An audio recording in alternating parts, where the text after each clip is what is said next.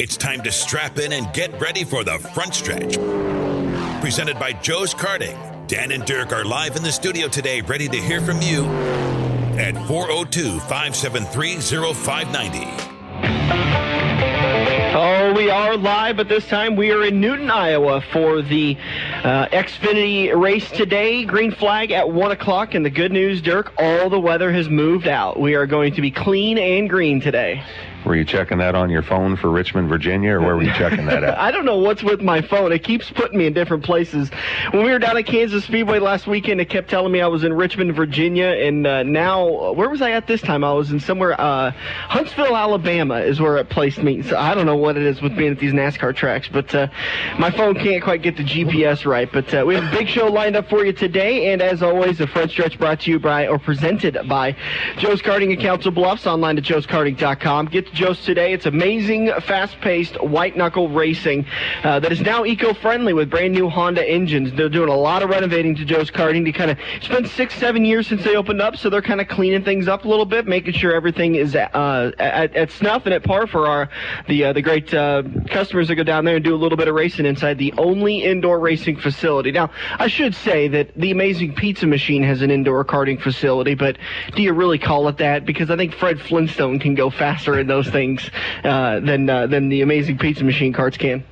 Yeah, the Amazing Pizza Machine is not a go-kart racing place. It is a place that has some go-karts.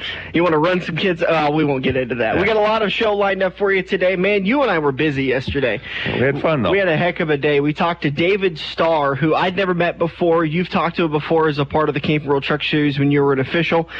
We also talked to Cale Conley, who is a 23-year-old kid, making his way up through the ranks in the Xfinity Series. And then we talked with Brendan Gaughan and Rico Abreu, just getting interviews from them, thoughts on Iowa Speedway, thoughts on how their seasons and careers are going, and we'll get you those interviews here coming up in just a little bit. In fact, let's start it off with David. So actually, let's start off with the All-Star race last night. Once again, they changed the format around. Do you like that they kind of changed the format up and keep things different? I'd like to see it repeat maybe 3 or 4 times so you got something to compare to when they win. You know, if it changes every year, you don't know who won what and how they beat anybody or anything. Yeah, and it's kind of tough for us to follow because you and I, in that first segment, you and I were kind of going back and forth. It was a long, pretty much the entire 25-lap segment was trying to figure out what was going to happen next because we didn't exactly know how the rules were laid out. But after everything was all said and done, Casey Kane had one heck of a car that first segment, but then he kind of dropped off after that when he got into the dirty air. Brad Keselowski, I think he had the best car of all. I mean, he was just a rocket. He won 2 of the 4 segments, and then Kurt Busch won the final segment, brought him down pit road, and they came down in pit road in order of average finishes over the first 4 segments. And probably the biggest 2 stories of the night was Brad Keselowski came in and left in second place, but a little too hot on the gas pedal and got to pass a speeding penalty in that final segment, so he went to the back of the field.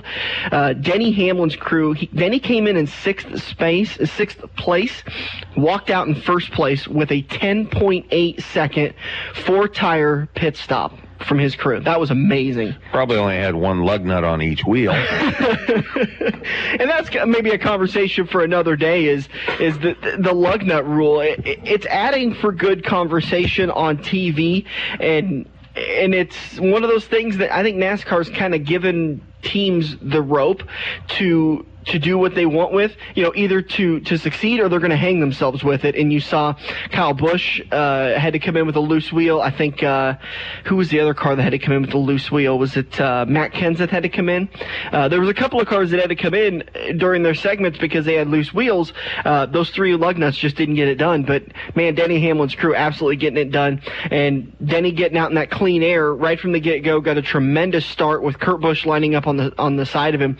Kurt kind of said at the end of the race he felt like Denny went a few car lengths before the restart zone, but not something that NASCAR's really going to get into. Instead, they'd rather pay attention to the 48 team and their penalties, which, by the way, Jimmy Johnson and Chad Canal's under investigation for side skirt rule violations following post-race inspection for the All-Star race. So we'll see how that pans out the next couple of days. But again, Denny Hamlin just absolutely got out in clean air and was gone.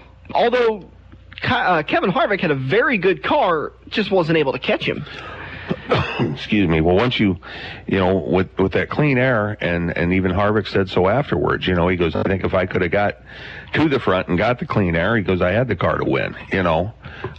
Brad Keselowski obviously had a car that was very fast with clean air. Mm-hmm. And Brad said it in his post-race interview, said that he felt like Kurt Busch and Kevin Harvick had 3 to 4 tenths faster cars than everyone else. They just couldn't get out front. Yep. All right. When we first got to Iowa Speedway yesterday to get ready for the race today for the Xfinity race, we sat down and talked with David Starr. And David has been kind of a little bit of a journeyman. And so I wanted to start off the interview by asking him how everything got started for him. So here we go. David, how did everything get started? Man, when I was born, my dad was in the racing industry. He was a crew chief for Tony Bittenhausen Jr. and another guy named Ronnie Chumley. And they drove for a guy named Gordon Van Loo that owned the orange juice company called VitaFresh Orange Juice. And so, you know, I fell in love with it as a little boy. You know, when I remember being 3 years old and 4 and always wanting to go to the race shop with my dad, climbing inside in and out of all the race cars and all that kind of stuff was just kind of cool. And they raced at a little half-mile asphalt track in Houston called Iowa Speedway. And, man, Richard Petty would come down there. I remember Bobby Allison, Neil Bonnet, and a guy named Freddie Fryer. And just there was a lot of great racing. A.J. Foyt had a car, and Larry Schall drove for A.J. It was a big competitor against the VitaFresh Orange Juice car, which Ronnie Chumley drove. And racing was big back then. And I think about 1975, 76, my dad got out of it. And, you know, by then it just bit me hard. And so how I fueled my passion, my neighbor, Jerry Spitz, was racing dirt cars at the local dirt track.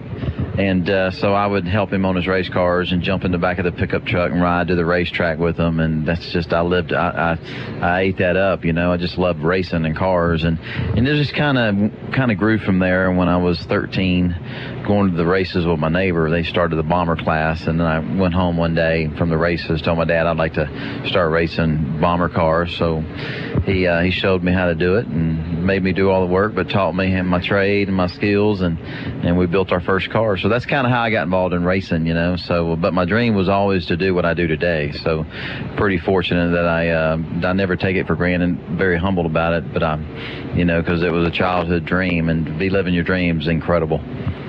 I know we've talked several times, David, about your extensive dirt late model background.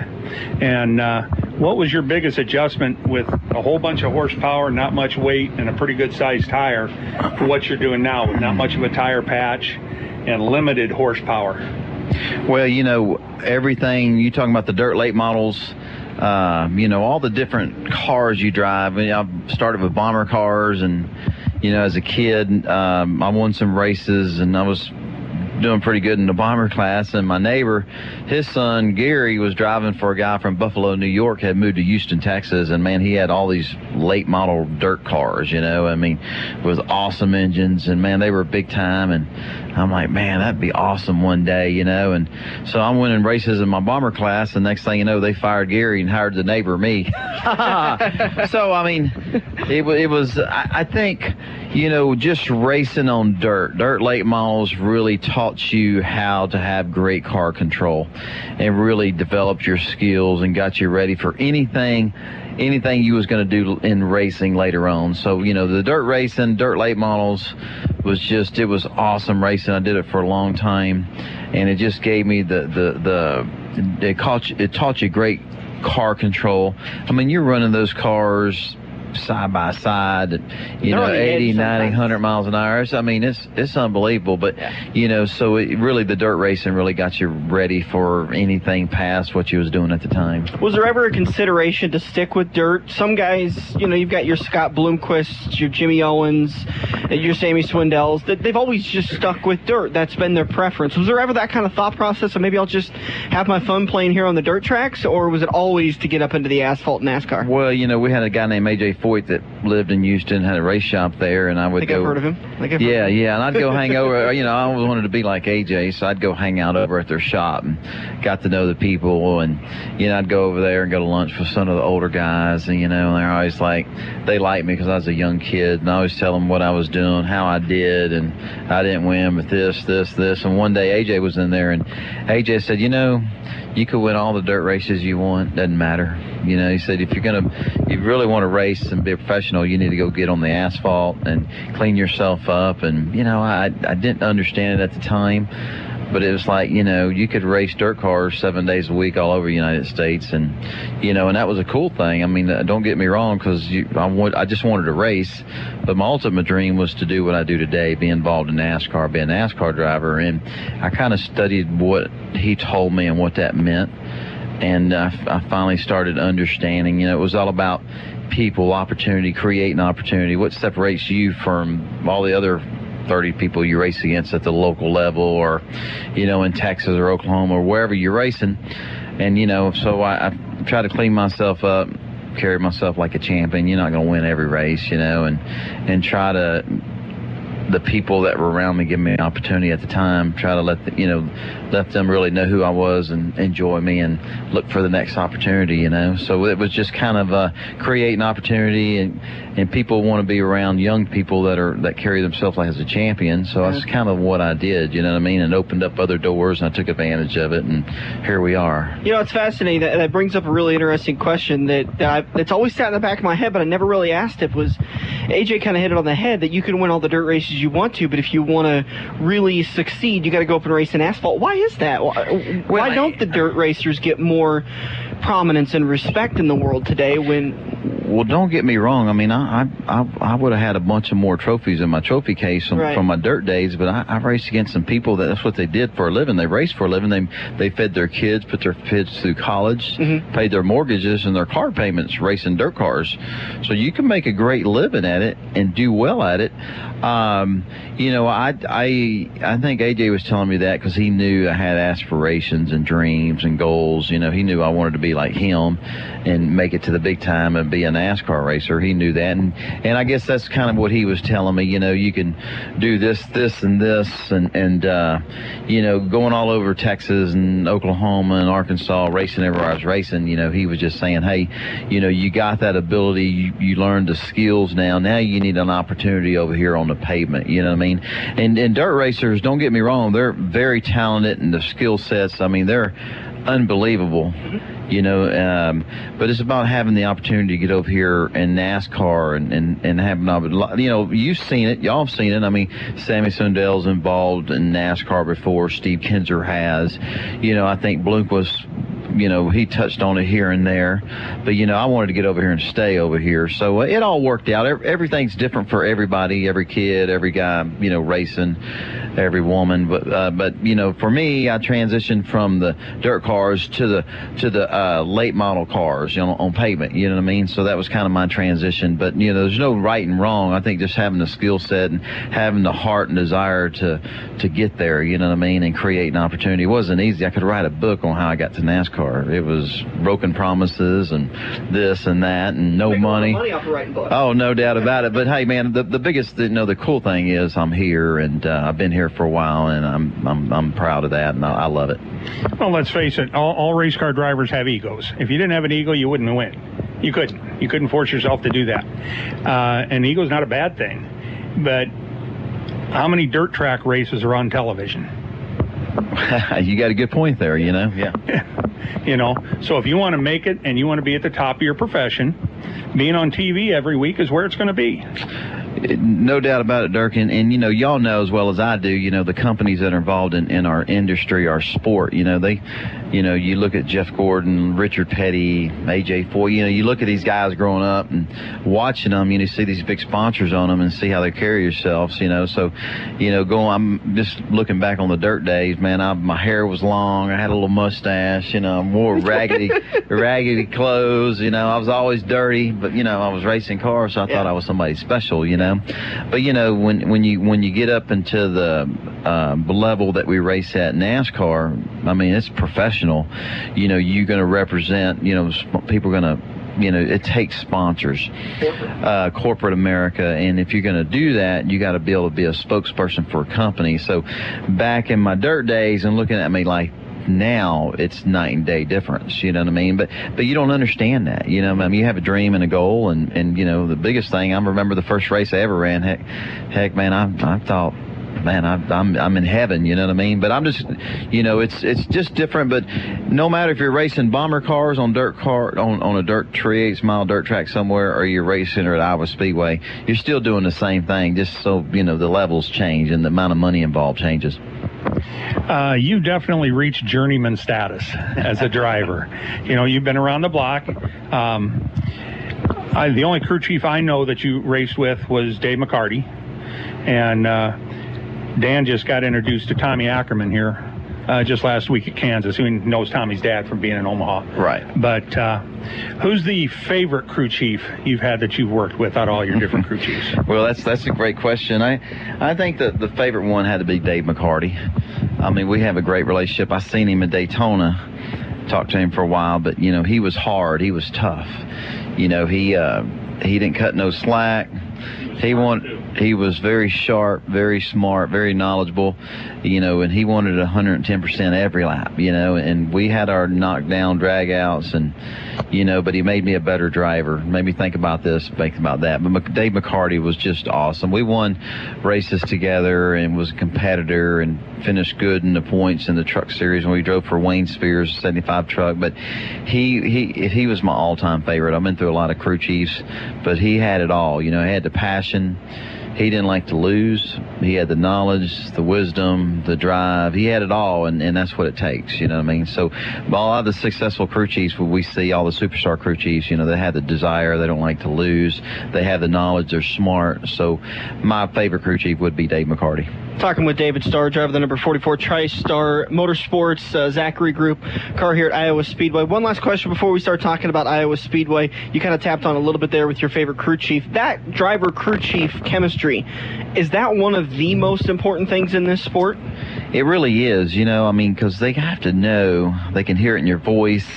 You got to be on the same page together to get what you need in these cars to perform like you need to perform. If you don't have a car underneath the driver, if you can't hustle and race it hard, it's hard. I mean, especially in the NASCAR level, truck series, Xfinity series, or the Sprint Cup series. I mean, that driver crew chief, you got to have a good working relationship. You got to have a good relationship, period. And the longer you work with a certain crew chief, and the better they understand what you like, what you need, and you understand the mechanics of each other. I think it's it's just going to get better and better. And so I've been working with Greg Connor for this is my second year now, and he's done a heck of a job, and he pretty much knows what I need. He can hear it in my voice when I tell him stuff, and knows the direction we need to go. So that working relationship the driver has with the crew chief is very valuable.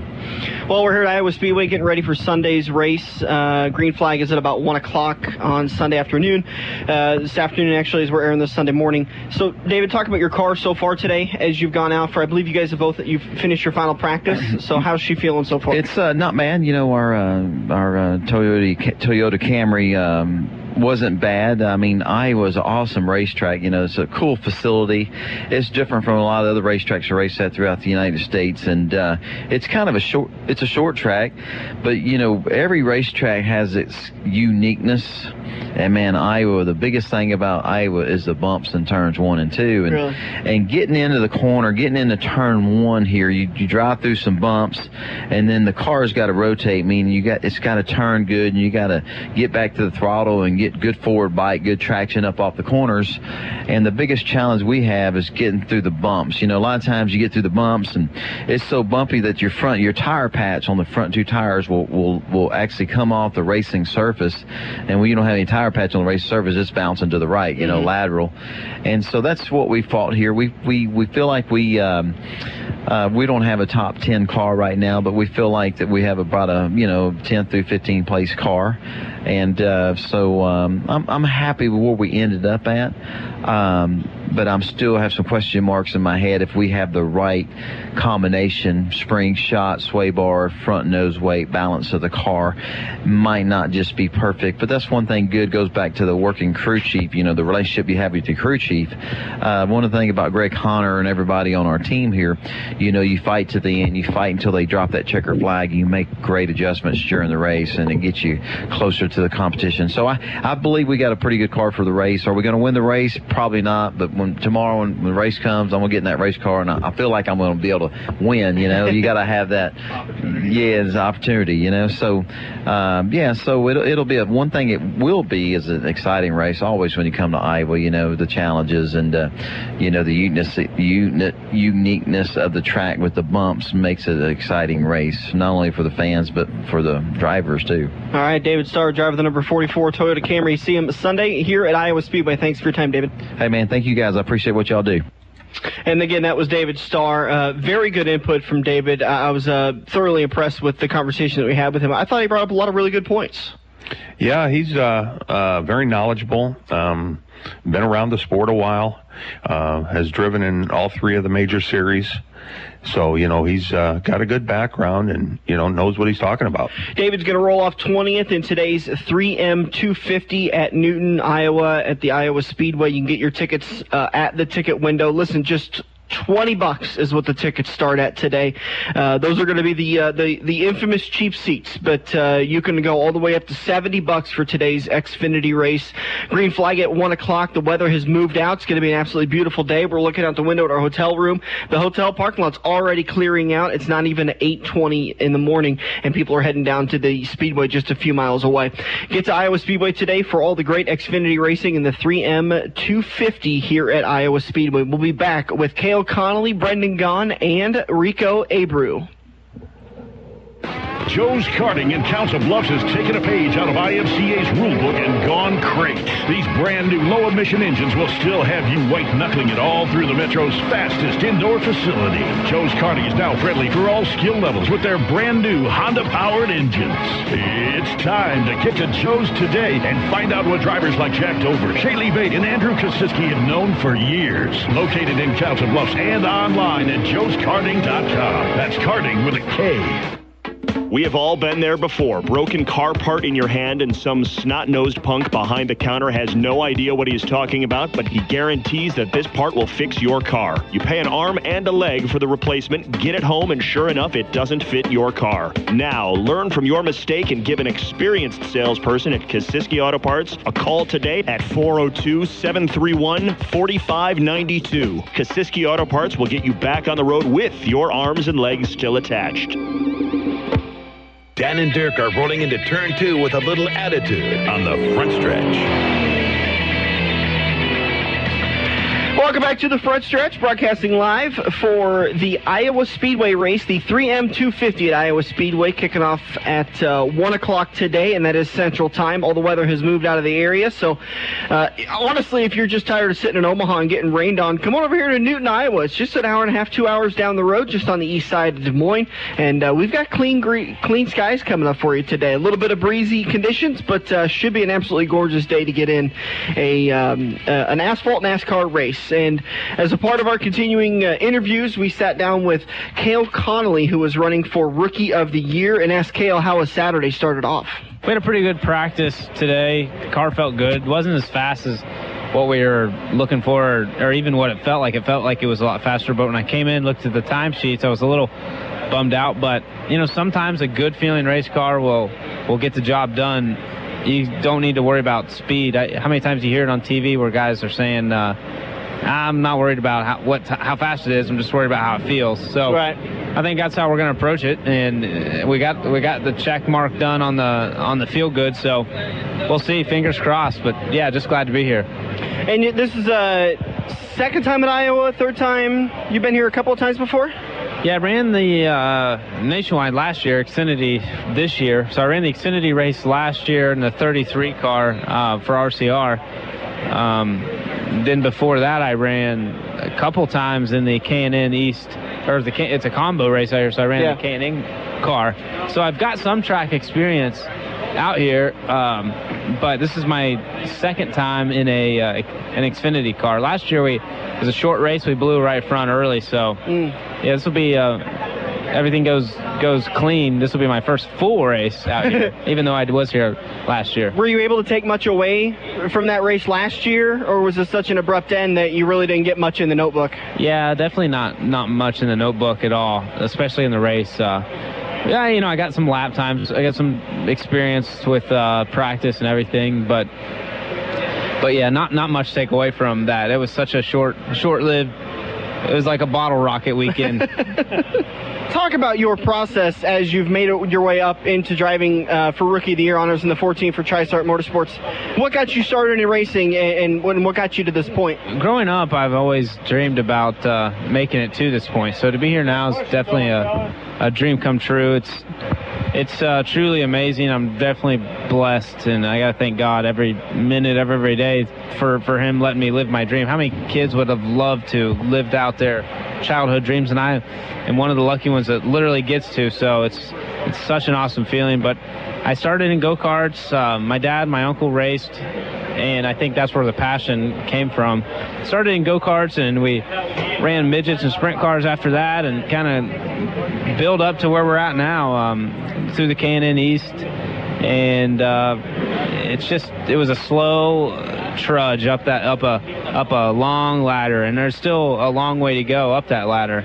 But I'm keeping my head down, and keeping my not my head down, keep my head up, but I'm still digging in, and I'm going to climb the rest of that ladder till I'm up there winning cup championships someday. And this is where I'm at right now, and I'm enjoying the moments, and I'm enjoying the process, and it's just been a really fun ride. For a young guy who's out there listening to this interview and thinking, well, he got started in karts, I'm in karts, what's a piece of advice you could give them as they're trying to make their way up that long ladder?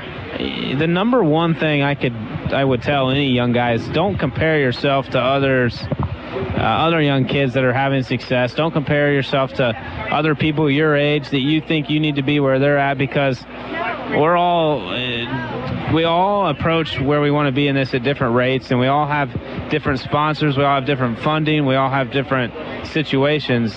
So comparing yourself is the worst thing to do, because that'll beat you down on the ground faster than anything when you just want to win races and just want to be the fastest out there, but some other kid is, and you just got to worry about yourself, learn as much as you can, soak up and absorb as much as you can, and definitely don't compare, because if it's meant to be, it will happen. So just trust the man up above for him to put you in the place. Have fun and enjoy the ride. Well, one thing a lot of people don't realize when they get into this sport, especially at a young age, is if this sport was easy, everybody'd be doing it.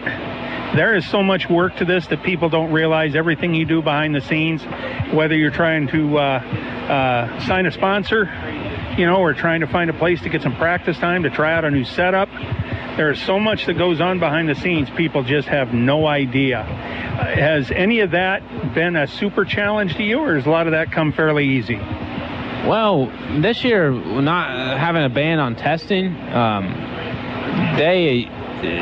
that is rough on rookies in general. A lot of these places we come to, it's my first time ever seeing the place.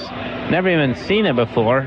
Never been to it, and I'm expected to go out in first practice and be right up to speed, not even knowing the track. So you just have to watch videos. You definitely have to do a lot of homework and make sure you're as prepared as can be before strapping into a race car at a track you've never been before. I mean, those situations go on and on and on, but that's part of it. It's always been that way. Back in the day, they used to be able to test. When guys like Joey Logano came along and Kyle Busch, they were able to go test at places, and they were able to be in Cup cars or Xfinity cars at a young age, where now it's not quite that way. The development programs aren't as strong as they once were. Funding's not as easy to find as far as sponsors. And I'm in a situation right now where it's not necessarily in our budget to go test. We use every penny to get our race cars prepared to come race every weekend with Tri Star Motorsports, that we don't necessarily have the budget to test, so we've got to try extra hard on race weekends to prove what we got. I understand what you're saying. But you said you rode or you drove some RCR equipment last year. So I know he's got over there at RCR, along with Brendan Gaughan and Brian Scott. I mean, they've got 3 or 4 guys over there with Ty and Austin. If you made friends with them, I'm sure they'd be more than willing to help you out. And, that's got to help just talking to them on lines and stuff. Yeah, definitely. I'm pretty good buddies with Ty. We mountain bike off and on together. And then I'm able to lean on those guys because I was teammates with them last year. So it's, I've built the bond. The bond is there. I ran several races for RCR last year, and that was a dream in itself, just to wear that patch on your suit, RCR, and be a part of that organization. Things didn't quite work out to stay there this year. Austin came back down and run some handful of races in the 33, and that was a car I was driving last year. So, the room wasn't available. So thank God that Mark Smith had an open seat over at Tri Star Motorsports and was willing to take me under his roof, and I thank him dearly for that, because without him, I wouldn't be at the racetrack every weekend. You kind of touched on it a little bit. How is your relationship with other drivers to be able to pick their brains? Is there that sharing mentality in the sport that, we talk about every once in a while, where I was able to go over and talk to Mark Martin about this setup? Well, there's not that Mark Martin in the Xfinity Series and in the Cup Series anymore. So do you have that driver you can go and pick the brain and talk to about that kind of stuff? Yeah, I've got those guys just within TriStar's organization. Guys with experience, like Mike Bliss, Jeff Green, that are within a text message, or sometimes they're at the track each week. So, Jeff Green's won at the time it was the Busch Series. He's won a Busch Championship, Xfinity Championship. So that's really stout knowledge right there, and to have that guy to lean on is you can't replace that. But I've got at the same time to keep other people at arm's length, because we're trying to race each other, and every position counts. You don't want a friendship to lack you of getting a position at the end of the race. Sitting back, sending a text message to Mike Bliss, is it kind of a shock of reality where you're like, it's always been my goal to be up there, and now I am texting with Mike Bliss to get setup information and line information? Yeah, it's no doubt that way. Just a few years ago, I was sitting on my couch at home and was watching Austin Dillon and Ty Dillon win races, and ARCA and trucks, and fast forward, here we are now, and now I mountain bike with Ty, and it's all a dream come true. I never thought that I would be able to text guys like Bliss or any of these guys, Jeff Green, and it's all just a shocker. And I don't know. I gotta thank God for allowing me to be in this position, because it's truly awesome. You were talking, about being able to ask a veteran driver about a line preference or something. Dennis Setzer once told me, he was kind of the senior statesman in the truck series, always very competitive driver. He goes, if a driver asks me for advice, I give him the absolute best advice I can, because I know in that race later that day or the next day, I might be going into the corner on the inside of them or the outside of them, and I don't want to wreck.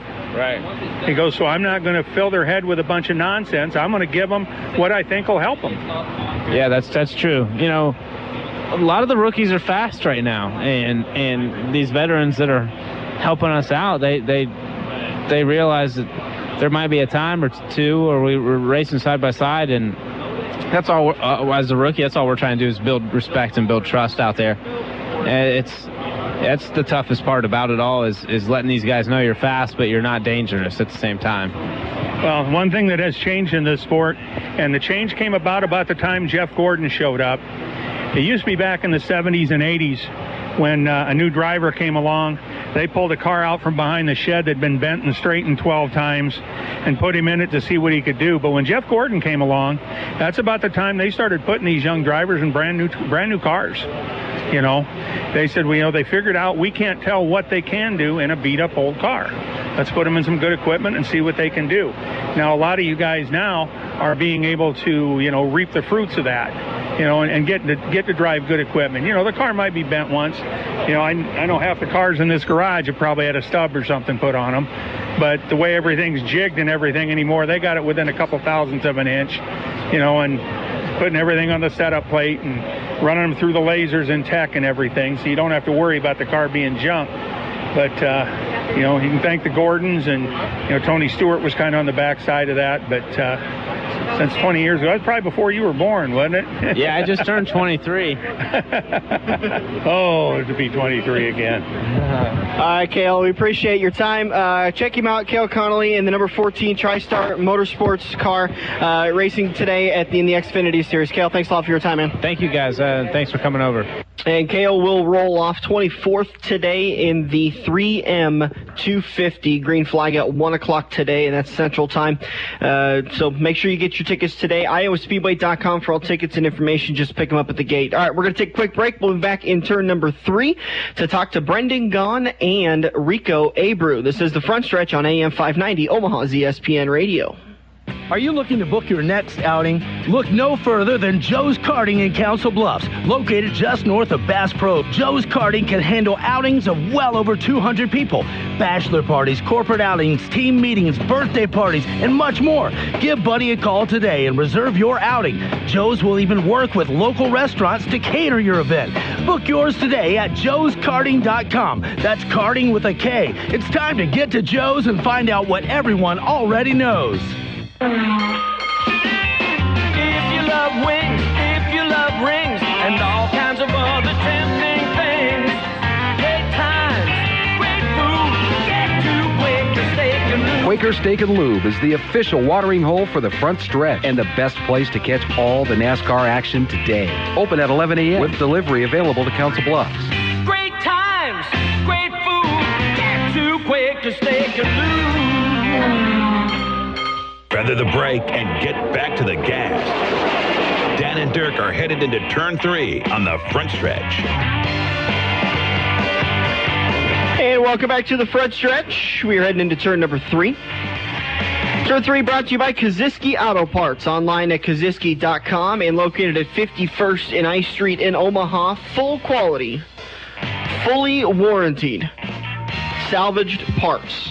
Team PRP will take care of everything you need for your vehicle. It's a pretty simple process, and the thing I like about it the most is there's no snot-nosed little kid behind the counter that thinks he knows what part goes on your car, but actually he's just looking at a computer screen. Educated guys like Andrew knows exactly what kind of parts you need, and in fact, he's actually so good that he knows when they rolled off the manufacturing line, so that if they changed by a half a model, he knows to keep up to date with that, and then they can go out to the salvage yard, pick up all the parts that you need, and make sure that your car is back on the road at an affordable price. Kaziski Auto Parts, 51st and I Street in Omaha, and Kaziski Auto Parts, a fine sponsor of this show. A lot going on for I-80 coming up in a couple of weeks. This weekend, they have the Charlie Clark Memorial, which is by far one of my favorite races out there. I don't know what it is, Dirk, but these guys, these A-Mods, B-Mod drivers, they get up on the wheel for this Charlie Clark Memorial, and it's some amazing driving, and it has been for the last 2 years. We've seen some great battles between Jesse Sobbing and Kyle Burke, and just some amazing racing. Well, they also run the halfway pit stop is kind of an interesting concept. Yep. You don't see that every day, so that brings a little more interest to the race. But yeah, it's usually a pretty competitive race. Tickets for the Charlie Clark Memorial can be found online at i-80speedway.com, i-80speedway.com. You can purchase them in advance, or you can just get them at the gate window. And then Friday night NASCAR Weekly action returns, and they're going to bring back the $4 Facebook Friday, which means that you can get into the NASCAR Weekly racing action for just $4. All you have to do is like the Facebook page and show them that at the ticket window, and they're going to let you in for just $4. So that's this coming up this Friday at I-80 Speedway, and then on Sunday night it's the Charlie Clark Memorial. We got a big show lined up for you next weekend as we get you ready for that. Already got Cody Ledger, Code Red Cody Ledger joining us, and Joe Kaziski's going to join us in the studio, plus the Kansas Nationals are next weekend, so we're going to have Ron Capps Jr. on the show. A lot going on, but I'm getting ahead of myself here, Dirk, because we still have 2 more interviews to get through, and we talked to a friend of ours. We thank the good Lord above that he is a friend of ours, because he put up with a lot of me. Way too much of you. Once again, I made one of those faux pas. Just one of those typical technical mistakes that I've been plagued with over this 4-year show career. I forgot to turn Brendan's microphone on, which that happens, and it happens too much, but it happens. And so we had to go back through and talk to Brendan a second time. We had a lot of really good joking and conversation with Brendan to start that first conversation off, but unfortunately his microphone wasn't turned on, so all you heard was Dirk and I. So instead we started off, and I wanted to get into picking Brendan's brain, because he's kind of one of those guys that's been around the block also. He's raced all the series. He's had some good luck here at Iowa Speedway. So I wanted to know if Iowa Speedway was a track that you can work on your car as the race progressed, or if it was one of those tracks that you had to have near a perfect car rolling off the hauler. The Xfinity Series, no matter any week it is, you really got to come unloaded with guns blazing. And that's what makes the Shane Wilson-led team really well. We've got RCR, we've got ECR, we've got all the components. We normally unload really well, and this was no exception. Shane, and this is the chemistry that Shane and I have. It's really fun. Shane says, I might do a couple laps, just check our travels.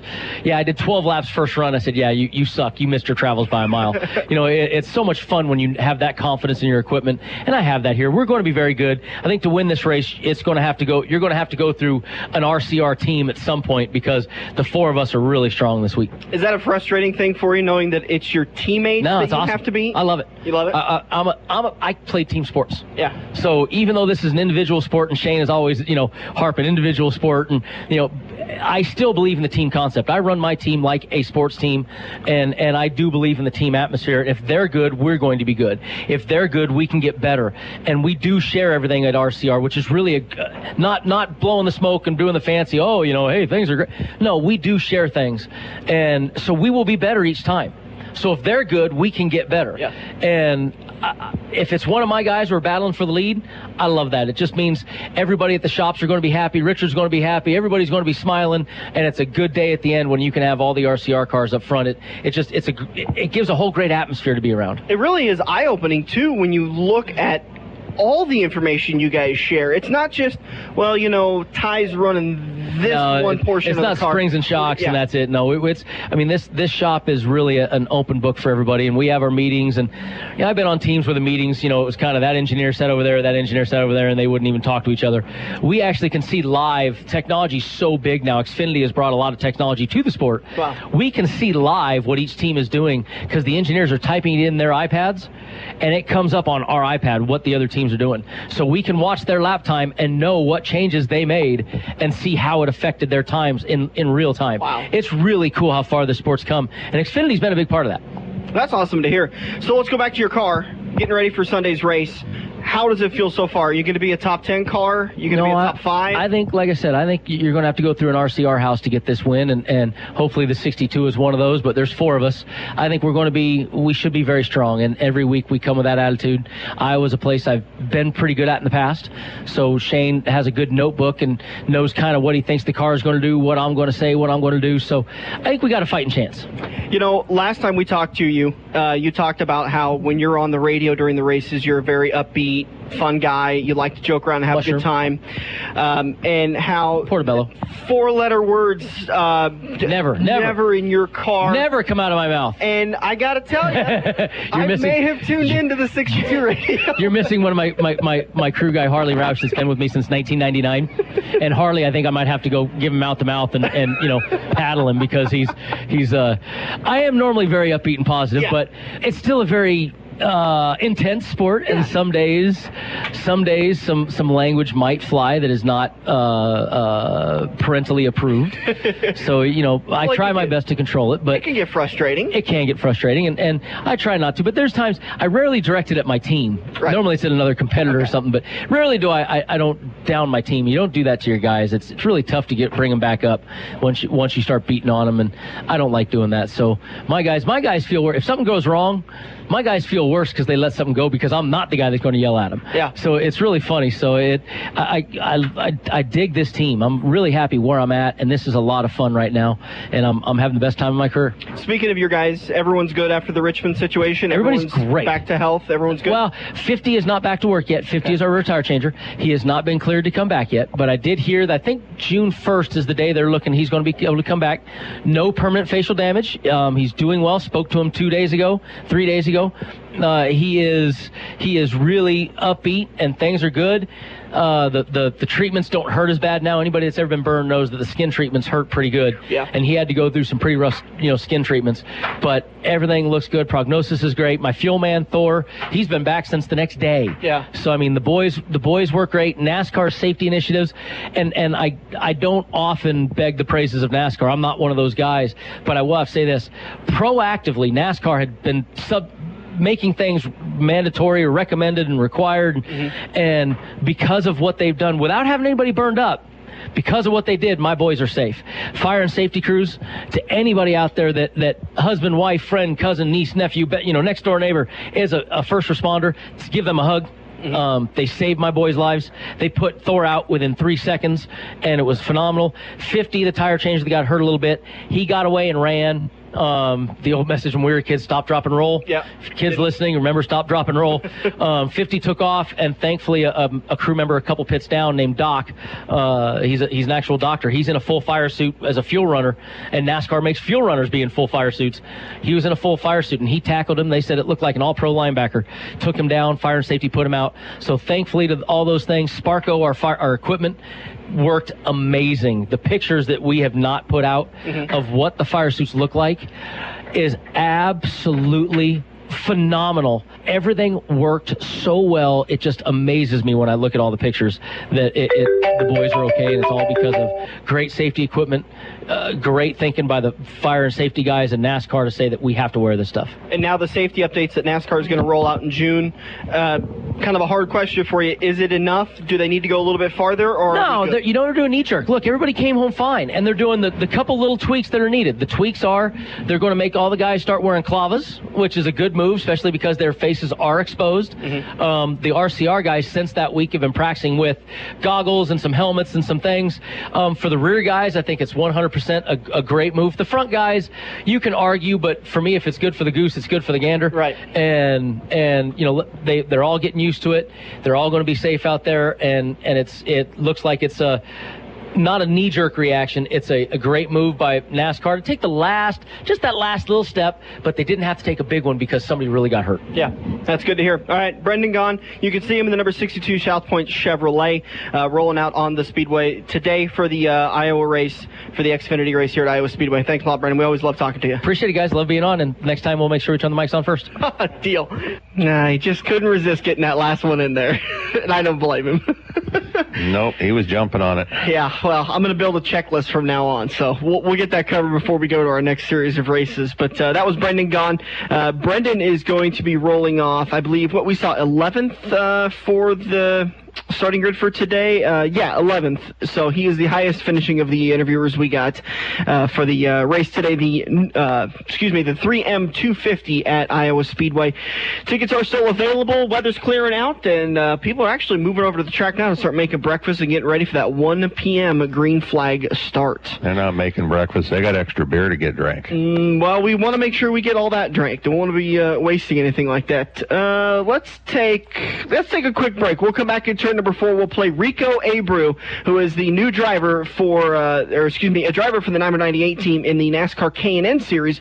We'll talk to him about his last couple of weeks. We talked to him just a couple of weeks ago to get ready for Iowa, and now we thought, well, you know what? Let's talk to him again now that he's been been named as a part of the NASCAR Next program. So we'll be back here on the Front Stretch, presented by Joe's Karting on AM 590, Omaha's ESPN Radio. Joe's Karting in Council Bluffs has taken a page out of IMCA's rulebook and gone crate.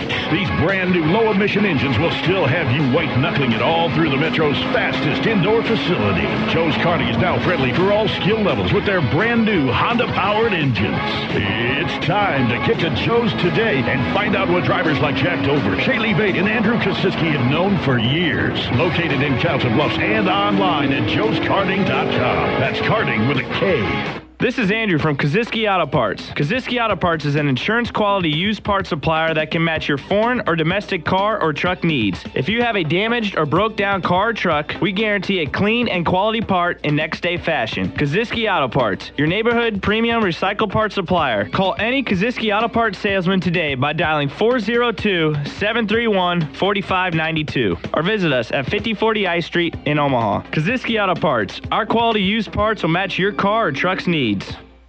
Dan and Dirk are live for one last corner.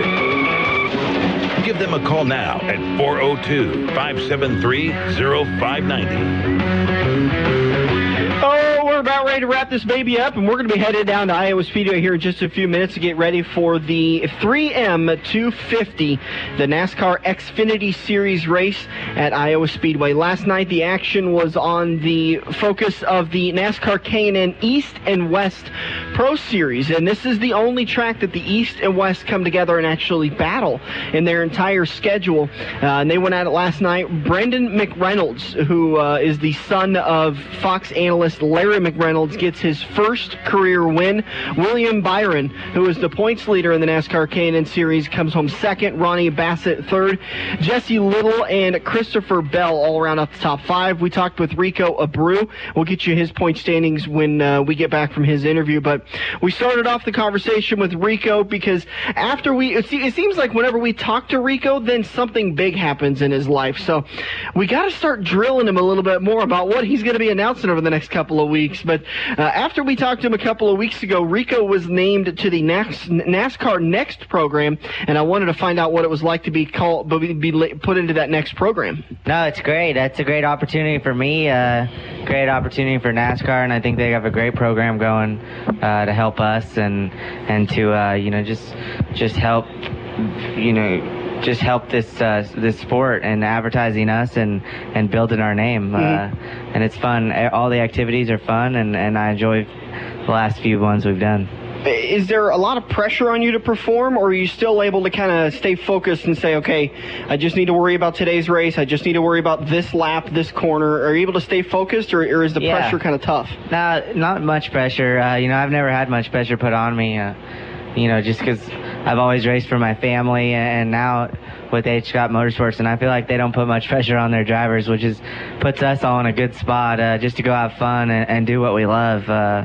Harry and Justin are really good at doing that, and they're all behind us on everything we've done this year, and all the changes we've done on our cars for me to be able to race. They've been 100% supportive of it, so it's pretty cool to have that, and it just builds my confidence quicker and quicker.